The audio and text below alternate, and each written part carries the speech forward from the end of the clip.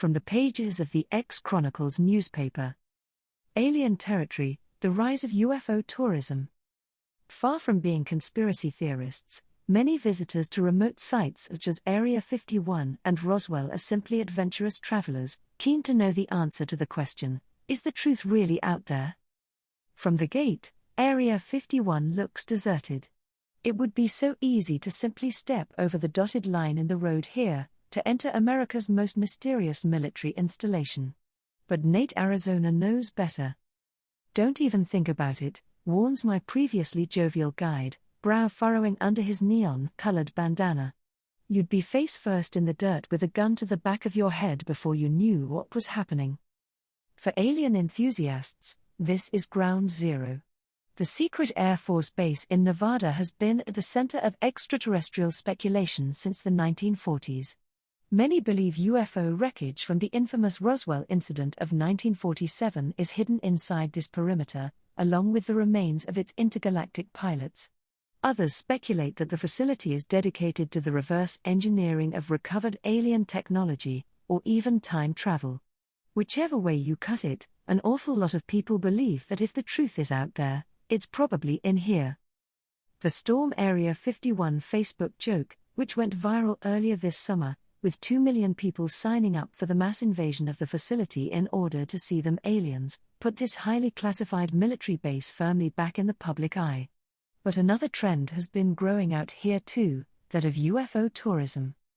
Nate's own tour, which also takes in the nearby extraterrestrial highway and the tiny town of Rachel, a hub of purported paranormal activity, recently became one of Airbnb's experiences, and bookings are landing faster than the Martian invasion force in H.G. Wells' classic sci-fi novel The War of the Worlds. People get very excited about coming out to Area 51, but once we arrive at the gates, they realize how serious the whole thing is, says Nate as we march along the perimeter, looking for a better vantage point. The US government didn't even officially admit this place existed until 2013, after all. There are motion sensors and cameras everywhere, and they follow your every move. Don't be under any illusion, there are multiple guards watching us right now. Those guards are what ufologists call camo guys, the real-life equivalent of the men in black from the Hollywood film. I've heard these defenders of the Earth drive unmarked white SUVs, sitting sphinx-like behind mirrored sunglasses as they trail visitors from a discreet distance. Sure enough, as we approach another gate, Nate spots a white SUV parked on a bluff, which flashes its headlights as we approach. The camo guys are just letting us know they're there, says Nate. Don't worry, as long as we don't enter the base proper, we'll be absolutely fine. Under these watchful eyes, we continue our exploration, Nate pointing out satellite towers, barracks and even a bizarre mirrored pyramid visible within the perimeter. As we pass, mounted cameras grind and were in our direction and the inscrutable SUV maintains its vigilant watch. Shadows slowly lengthening, we finally retreat to Rachel, a dusty, one-horse town, a bumpy, 8-mile drive from Area 51. At its only motel, the appropriately monikered Little Alien, manager Cody Thiersing says they too have seen a noted uptick in bookings as UFO tourism has taken off. There's definitely been an increase in business out here in the last couple of years, we're seeing a lot more tours like yours coming through, says Cody, as I sip one of the Little Alien's signature spiced abduction cocktails next to a sign that reads Earthlings Welcome. We're still getting the die-hard UFO fans, of course, but the majority of new guests are normal people like you or me, who've seen Area 51 mentioned on the news or in a movie and are curious to check it out for themselves.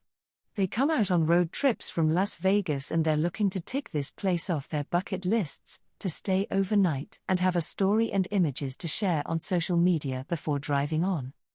The new paranormal.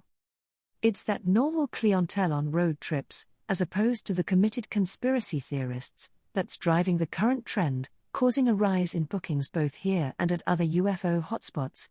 Inevitably, that list also includes Roswell, New Mexico, the site of the most famous alleged UFO crash, in July 1947, and what many believe was the mother of all government cover-ups afterwards. Like Rachel, Roswell has embraced its alien-friendly status in recent years, with notable sites ranging from the International UFO Museum and Research Center to a spaceship-shaped McDonald's restaurant.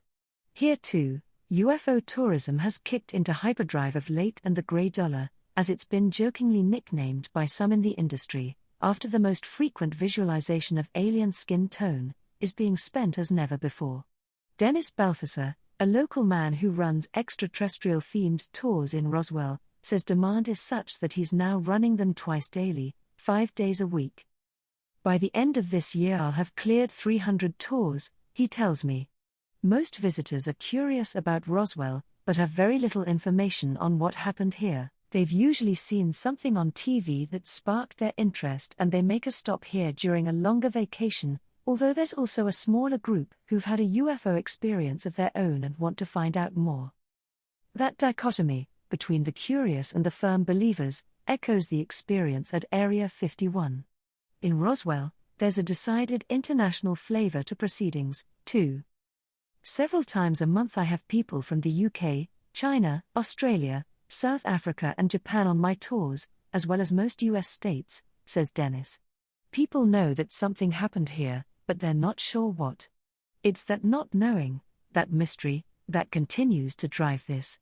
As long as we don't know the truth, and people keep speculating about theories, they'll keep coming to visit places like this.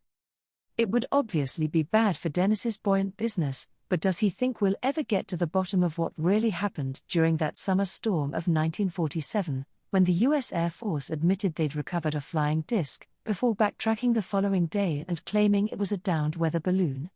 I don't anticipate disclosure in my lifetime, but I do hope it will be revealed for young people eventually, he says. We deserve the truth, one way or the other. That quest for answers remains firmly focused on US territory, where, according to the Washington state-based National UFO Reporting Center, there were 3,381 sightings in 2018, more than 3 times the annual average since records began. Either more aliens are showing up, or more humans are wanting to believe, and acting on that belief. As well as the big two, Roswell and Area 51, other UFO hotspots in the US include Kecksburg, Pennsylvania, where a car-sized, acorn-shaped metal object covered in hieroglyphics reportedly fell to Earth in a fiery blaze in 1965, and Sedona, Arizona, which claims some of the most frequent alien sightings in the world, everything from colorful balls of light to flying saucers. Groups of tourists equipped with night vision goggles, binoculars and telescopes gather here every evening to hunt for UFOs. Extraterrestrial income. The USA isn't the only country experiencing a rise in UFO tourism. Chile, Sri Lanka and Japan are also cashing in on the grey dollar by inviting tourists to investigate their own otherworldly mysteries. In 2008, Chile opened a UFO trail, centered on the northern town of San Clemente, an ET hub that's generated hundreds of sightings.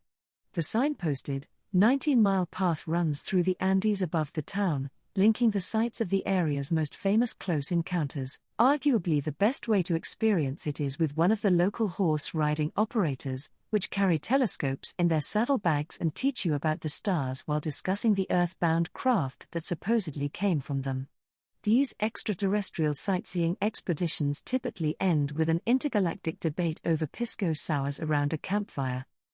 Among the talking points, El Enladrilado will invariably loom large. This amphitheater-like arrangement of perfectly cut volcanic stone blocks was supposedly laid by the ancients as an alien landing ground. Sri Lanka also has its eye on extraterrestrial income, with UFO tourism focusing on alien mystery tours around Anuradhapura, the capital city of the north-central province, while Japan's own UFO capital is Asuka, in Nara Prefecture. The tiny village is famed for its mysterious carved granite monoliths, the largest of which is the rock ship of Masuda, a 15-feet-tall, 800-ton block with a straight central ridge and 2 1-meter square holes cut from it. So, where does UFO tourism go next? Operators like Nate Arizona continue to see bookings flood in, a trend which shows no sign of abating. One of Nate's guests, Armando Martinez, a 51-year-old photographer from Denver who recently joined Nate's Area 51 tour, tells me he absolutely loved the experience, and the images he captured on it. The beauty of tours like this is that the places you visit are so exotic and extraordinary in their own way that they help build up the anticipation of possibly seeing the paranormal, says Armando.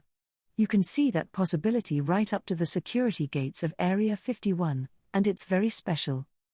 I think paranormal tourism is growing for one simple reason: more people are believing in it, he adds.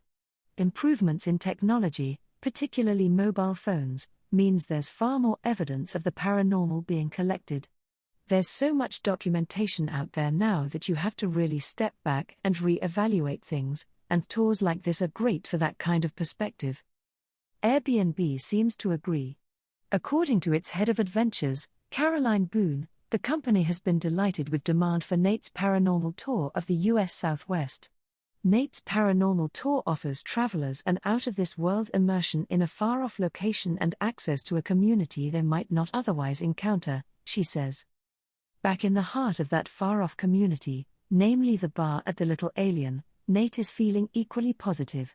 His goal, he says, is to unite Roswell, Sedona and Area 51 into a super UFO tour, spanning 3 states. And with backers like Airbnb, who's to doubt him? There's definitely something here, something big, says Nate. It sounds corny when we're talking about flying saucers, but the sky really is the limit here.